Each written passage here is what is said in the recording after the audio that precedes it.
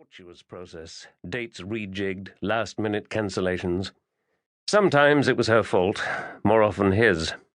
Even tonight he should have been elsewhere. He ran his hands down the front of his jacket, feeling the bulge in his inside breast pocket, his own little time bomb. Checking his watch, he saw it was nearly 9 o'clock. He could drive or he could walk. He wasn't going far. He decided to drive. Edinburgh on firework night, leaves blown into thick lines down the pavement. One morning soon he would find himself scraping frost from his car windscreen, feeling the cold like jabs to his kidneys. The south side of the city seemed to get the first frost earlier than the north. Rebus, of course, lived and worked on the south side. After a stint in Craigmillar, he was back at St. Leonard's. He could make for there now. He was still on shift, after all, but he had other plans. He passed 3 pubs on his way to his car. Chat at the bar, cigarettes and laughter, a fog of heat and alcohol. He knew these things better than he knew his own daughter. 2 out of the 3 bars boasted doormen. They didn't seem to be called bouncers these days. They were doormen or front-of-house managers, big guys with short hair and shorter fuses. One of them wore a kilt. His face was all scar tissue and scowl, the scalp shaved to abrasion. Rebus thought his name was Watty or Wally. He belonged to Telford. Maybe they all did. Graffiti on the wall further along. Won't anyone help? 3 words spreading across the city. Rebus parked around the corner from Flint Street and started walking. The street was in darkness at ground level except for a cafe and an amusement arcade. There was 1 lamppost, its bulb dead. The council had been asked by police not to replace it in a hurry. The surveillance needed all the help it could get. A few lights were shining in the tenement flats.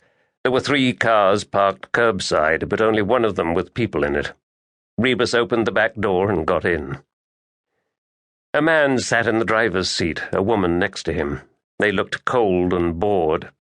The woman was Detective Constable Siobhan Clark, who had worked with Rebus at St. Leonard's until a recent posting to the Scottish Crime Squad. The man, a detective sergeant called Claverhouse, was a Crime Squad regular. They were part of a team keeping 24-hour tabs on Tommy Telford and all his deeds. Their slumped shoulders and pale faces bespoke not only tedium but the sure knowledge that surveillance was futile. It was futile because Telford owned the street. Nobody parked here without him knowing who and why. The other 2 cars parked just now were Range Rovers belonging to Telford's gang. Anything but a Range Rover stuck out.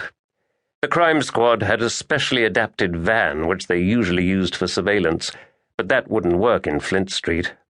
Any van parked here for longer than 5 minutes received close and personal attention from a couple of Telford's men.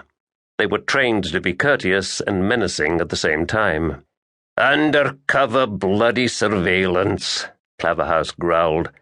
"Only we're not undercover and there's nothing to survey." He tore at a Snickers wrapper with his teeth and offered the first bite to Siobhan Clark, who shook her head. "Shame about those flats," she said, peering up through the windscreen. "They'd be perfect."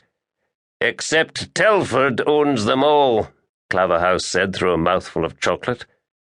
"Are they all occupied?" Rebus asked. He'd been in the car a minute and already his toes were cold. "Some of them are empty," Clark said. "Telford uses them for storage." "But every bugger in and out of the main door gets spotted," Claverhouse added. "We've had meter readers and plumbers try to wangle their way in." "Who was acting the plumber?" Rebus asked. "Ormiston. Why?" Rebus shrugged. "Just need someone to fix a tap in my bathroom." Claverhouse smiled. He was tall and skinny, with huge dark bags under his eyes and thinning fair hair. Slow-moving and slow-talking, people often underestimated him. Those who did sometimes discovered that his nickname of Bloody Claverhouse was merited. Clark checked her watch. 90 minutes till the changeover." "You could do with the heating on," Rebus offered. Claverhouse turned in his seat. "That's what I keep telling her, but she won't have it." "Why not?" He caught Clark's eyes in the rear view. She was smiling. "Because," Claverhouse said, "it means..."